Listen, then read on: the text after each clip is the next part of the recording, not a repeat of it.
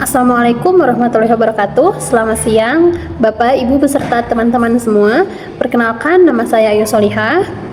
Saya berasal dari Universitas Terbuka Bandung dengan prodi Pendidikan Kimia dengan NIM 0582619949. Pada kesempatan kali ini, kami akan mempresentasikan hasil penelitian kami yang berjudul Analisis Stokiometri Reaksi Pengendapan sebagai Solusi Penjernih Air Limbah Rumah Tangga. Pada presentasi ini, izinkan saya membahas tentang latar belakang, tujuan penelitian, landasan teori, metodologi, hingga persamaan reaksi yang digunakan dalam penelitian. Nah, ini dia latar belakang masalah. Poin yang pertama ada peningkatan limbah domestik. Pertumbuhan penduduk secara signifikan meningkatkan volume air limbah rumah tangga atau grey water dari aktivitas seharian seperti mandi, nyuci piring, nyuci baju, ataupun dari dapur. Nah, ada juga poin yang kedua yaitu dampak pencemaran lingkungan. Ini pembuangan langsung limbah yang mengandung partikel tersuspensi ke badan air memicu penurunan oksigen terlarut, kekeruhan, dan gangguan ekosistem perairan. Dan poin yang ketiga itu ada kebutuhan metode praktisi, di mana diperlukan teknologi pengolahan air kimiawi yang sederhana, terjangkau, dan mudah diaplikasikan pada skala rumah tangga, yaitu melalui reaksi pengendapan atau presipitasi. Nah, kesimpulannya adalah air limbah rumah tangga mengandung berbagai zat pencemar yang dapat menurunkan kualitas lingkungan jika dibuang tanpa pengolahan. Salah satu metode yang dapat digunakan adalah reaksi pengendapan, yaitu mengubah zat terlarut menjadi endapan sehingga lebih mudah dipisahkan dari air. Selanjutnya ada tujuan penelitian. Nah, poin yang pertama itu ada menjelaskan proses, di mana menganalisis mekanisme penjernihan air melalui reaksi pengendapan secara komprehensif, baik dari sisi teoritis maupun penerapannya. Dan yang kedua, ada analisis stokiometri, di mana menghitung dan membuktikan hubungan kuantitatif antara jumlah mol reaktan dengan massa endapan yang berhasil diproduksi. Dan yang ketiga ada identifikasi faktor. Nah, identifikasi faktor ini di mana menganalisis berbagai variabel yang mempengaruhi efisien dan kebersihan pembentukan endapan dalam proses penjernihan air.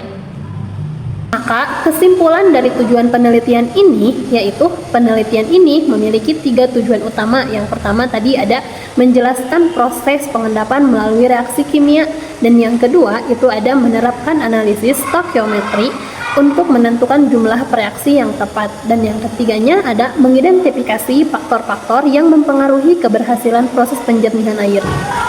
Landasan teori utama dari presentasi ini ada 2, yaitu yang pertama reaksi pengendapan atau presipitasi, dan yang kedua ada stokiometri atau reaksi kimia.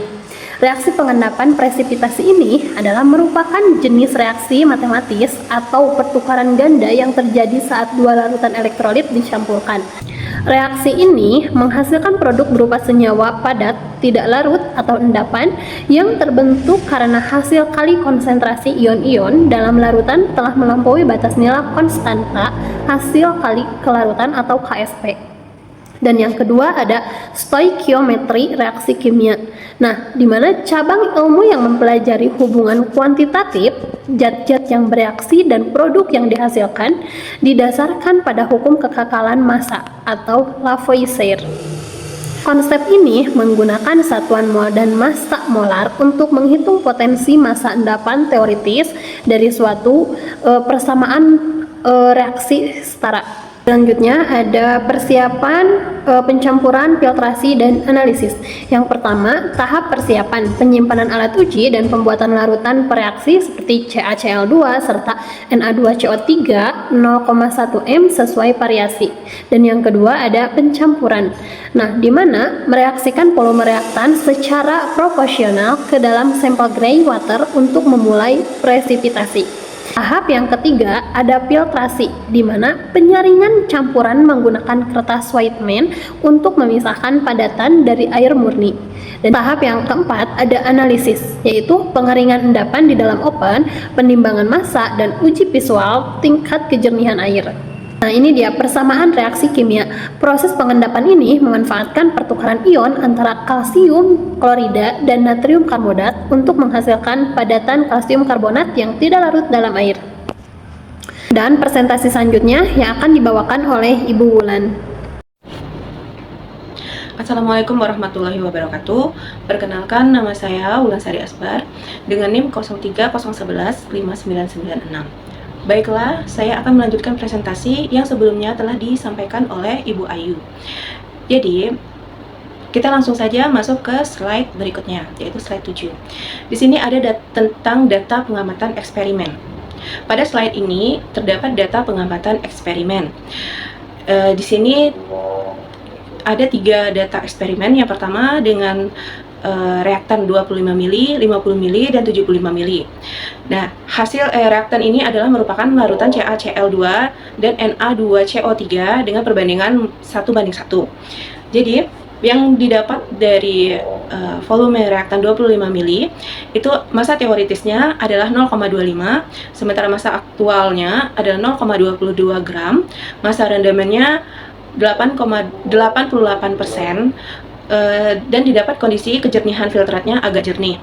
Lalu pada volume reaktan 0,1 mol 50 mili itu didapat massa teoritisnya 0,50 gram, lalu massa aktualnya didapat 0,44 gram, persentase rendamannya 88%, dan kondisi kejernihan filtrat yang didapat adalah jernih. Lalu pada volume reaktan 75 mili itu didapat massa teoritisnya 0,75 gram, massa aktualnya 0,68 gram, persentase rendamannya didapat 90,7%, dan kondisi kejernihan filtratnya sangat jernih. Lalu pada slide selanjutnya itu dapat dilihat tentang analisis massa endapan aktual versus teoritis.